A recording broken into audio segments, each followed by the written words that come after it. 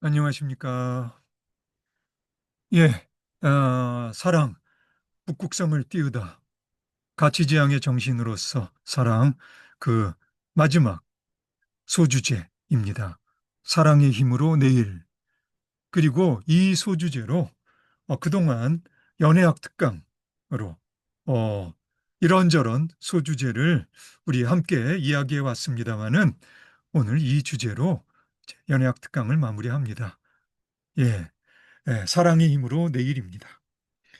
인류의 인류의 종족 번식이 다른 생명체들과 구별되는 것이 사랑이라는 감정의 개입이라면 그것은 사랑의 힘이 인류의 미래에 긍정적인 역할을 할 수 있기 때문입니다.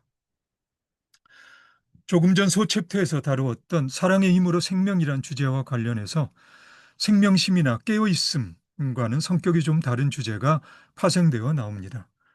그것은 사랑의 힘으로 생명을 탄생시킴이라는 주제입니다. 쉬운 말 한마디로 하면 종의 번식이죠.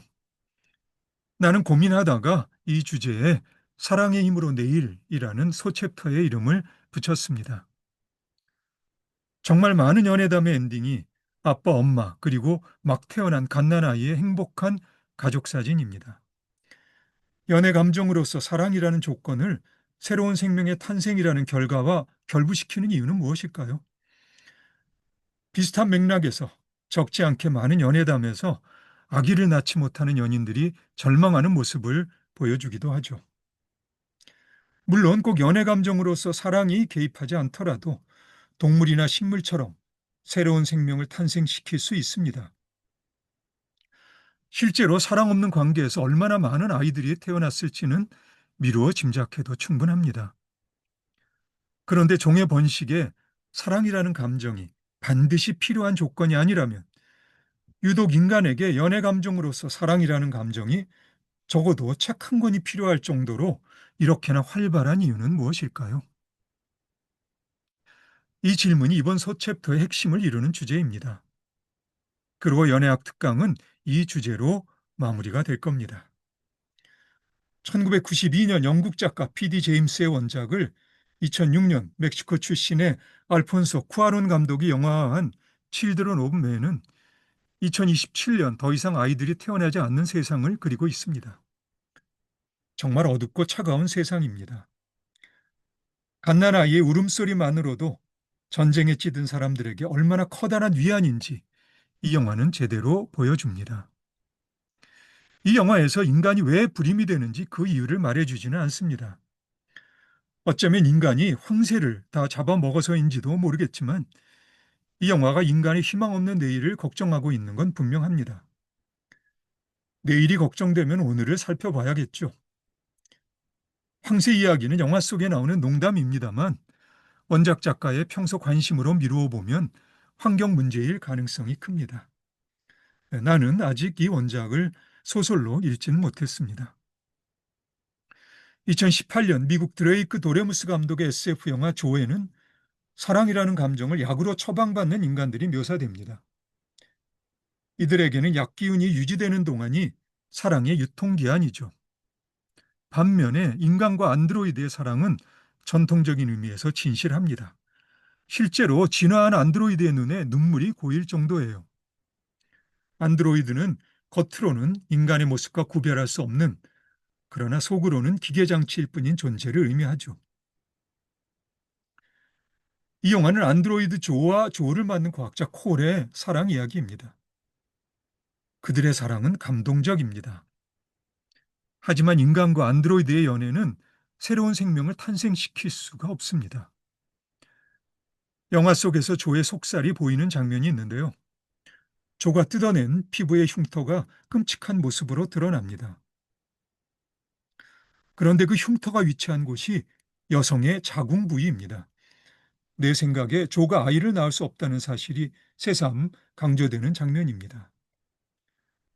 새로운 생명을 탄생시킬 수 없는 사랑이 사랑의 사막으로 묘사되곤 하는 알레고리의 전통에서 영화 조의 설정은 어쩌면 인류의 미래에 사형 선고를 내리고 있는 건지도 모릅니다. 무책임한 인간들에게 지구를 맡기느니 차라리 안드로이드가 더욱 믿을 만하다는 거죠. 과학자들의 임무는 더욱 완벽하게 안드로이드를 진화시키는 일이 될 테고요. 그러는 사이 약으로 처방받는 사랑에 의존할 수밖에 없었던 인류는 쇠퇴를 거듭하면서 결국 안드로이드의 부속물로 전락하게 될 겁니다. 하지만 인간이 경험하는 연애 감정으로서 사랑은 화학적 방식으로 조작되는 사랑과는 근본적으로 다릅니다. 화학적 방식으로 조작되는 사랑은 효력의 지속이 끝나면 공허감에 무기력한 후유증만을 남길 뿐이겠죠. 확실히 사랑이라는 감정은 온갖 부정적인 감정들을 끌어당깁니다. 그러나 이와 동시에 사랑이라는 감정은 몇 가지 눈부신 감정들을 끌어오기도 하지요. 그래서 나는 지금 사랑, 북극성을 띄우다라는 연애학 특강의 마지막 챕터에서 그러한 여러 감정들을 다루고 있는 것 아니겠습니까? 인류의 종족 번식이 다른 생명체들과 구별되는 것이 사랑이라는 감정이 개입이라면 그것은 사랑의 힘이 인류의 미래에 긍정적인 역할을 할 수 있기 때문입니다. 다시 말하자면 사랑의 힘이 인류의 미래에 정말 중요한 마음을 작용시키기 때문입니다. 나는 이 마음으로 연애학 특강을 마무리하려고 생각했습니다. 이 마음은 책임지는 마음입니다. 다시 표현할까요? 사랑에서 비롯한 새로운 생명을 책임지는 마음입니다. 이 마음과 그 결과가 사랑의 힘으로 미래의 중심입니다. 2008년 멕시코 출신의 감독 기에르모 아리아가의 영화 욕망의 대지는 나로 하여금 이번 소챕터의 필요성을 다시 한번 느끼게 해준 영화입니다. 세 아이의 엄마이자 주부인 지나라는 여자는 역시 가정이 있는 닉이라는 남자와 불꽃 같은 사랑에 빠집니다. 그런데 그녀의 큰딸 마리아나가 엄마의 불륜을 눈치채지요. 그러나 한번 타오른 정념의 불길은 쉽게 가라앉지 못하고 고민 끝에 마리아나는 엄마에게 경고 신호를 보내려고 불륜의 현장인 트레일러에 불을 지르는데요. 그만 사고로 트레일러가 폭발해 지나와 닉은 현장에서 죽습니다. 죄책감에 고통스러워하는 마리아나에게 닉의 아들 산티아고가 접근하고요. 그리고 마리아나는 산티아고와 절망적인 사랑에 빠집니다. 당연히 그들의 기구한 사랑이 순탄할 수만은 없겠죠. 마리아나와 산티아고는 그들의 사랑을 못마땅하게 생각하는 주변의 반대에 부딪혀 무작정 야방한 도주를 감행하고요. 그들이 도망간 곳은 아무도 그들을 모르는 낯선 곳이고 낯선 생활이지만 이미 마리아나의 마음은 죄책감과 고통에 깊게 물들어 있어 헤어나지 못합니다. 시간이 흘러 산티아고의 아이를 임신한 마리아나는 아직 엄마가 될 준비가 전혀 되어 있지 않았어요. 결국 마리아나는 마리아라는 딸을 낳습니다만 젖도 떼지 못한 마리아와 산티아고를 버리고 홀로 떠납니다. 마리아나는 이름을 실비아로 바꾸고 새로운 인생을 삽니다. 하지만 내면의 고통에 속수무책인 마리아나는 철새처럼 남자들 품으로 옮겨 다닙니다. 그녀의 삶은 공허하기가 그지없습니다. 비행기 조종사가 된 산티아고는 비행기 추락사고로 큰 부상을 입게 되고요. 친구 카를로스를 통해 마리아를 돌봐줘야 할 마리아의 엄마 마리아나를 찾습니다. 엄마 없이 아빠 곁에서 씩씩하게 살아온 이제 12살이 된 마리아에게 힘든 시간이 닥칩니다. 12년 만에 엄마를 만난 마리아는 단호하게 마리아나를 밀어내지요. 마리아나도 어쩔 줄 모르고요. 하지만 시간이 지나면서 마리아는 처음에 거부하던 마리아나의 손을 잡아주게 되고요. 마리아나 또한 마리아를 보며 깊숙이 가라앉아 있던 모성이 깨어납니다. 다행히 산티아고는 부상에서 회복하고 12년이란 시간이 지난 뒤 우여곡절 끝에 세 식구가 다시 모이면서 영화는 끝납니다. 이 영화의 원제는 더 버닝 플레인입니다. 우리말로 하면 불타는 평원쯤 되겠는데요. 평원에 놓여있던 트레일러에서 지나와 닉의 불륜이 벌어지고 그 트레일러가 마리아나에 의해 불타버리니까 그냥 그런 뜻으로 제목을 이해할 수도 있습니다. 위험을 느낀 마리아나가 빨리 트레일러에서 나오라고 소리치지만 지나와 닉은 빠져나오지 못합니다.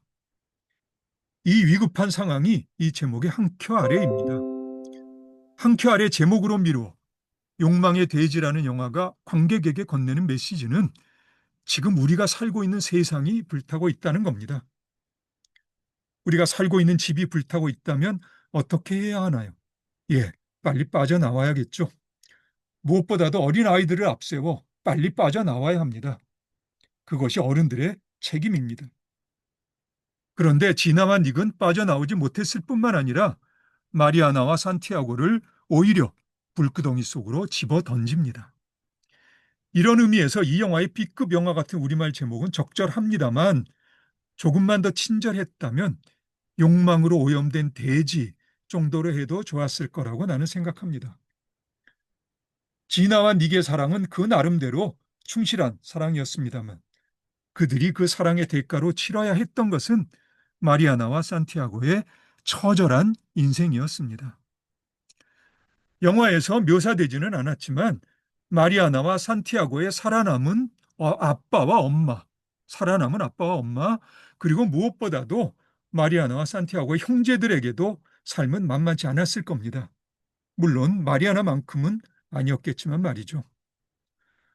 본의 아니게도 마리아나는 지나와 닉의 죽음의 직접적인 원인이었으니까요. 마리아나는 혼수 상태에 있던 산티아고에게 오랜 세월 혼자 품고 있던 비밀을 비로소 털어놓습니다. 예, 대지가 오염되면 씨앗을 뿌릴 수가 없습니다. 오염원인 어른들에게서 새로운 생명의 탄생을 기대할 수가 없습니다. 씨앗을 뿌리는 농부는 자신이 뿌리는 씨앗에 책임을 집니다. 너무나 당연한 말이지만 현실은 전혀 엉뚱합니다. 엄마가 없는 동안 산티아고가 마리아를 책임지고 따뜻하게 보살핀 것은 다행입니다만 마리아에게 엄마가 필요하다고 생각했던 산티아고는 조심스럽게 마리아나의 사정까지 살펴보고 있었던 것 같습니다. 욕망으로 오염된 대지를 정화하는 것이 사랑의 힘입니다. 다르게 표현하면 오염원인 어른들이 사랑의 힘으로 자신들을 정화해야 합니다. 이것이 안 되면 새로운 생명을 탄생시킬 수가 없습니다. 당연한 귀결로 인류에게 내일은 없게 되겠죠. 칠드런 오브 맨과 조의 세상이 될 겁니다. 욕망의 대지는 관객에게 그 절실함을 고통스럽게 일깨워 줍니다. 예, 그렇다면 일본계 영국 작가 카즈오 이시구로가 1989년에 발표한 원작 소설을 1993년 미국 제임스 아이보리 감독이 영화화한 남아있는 나날은 그러한 사정을 조신하게 표현합니다. 그럼 오늘 우리는 여기까지 하고요.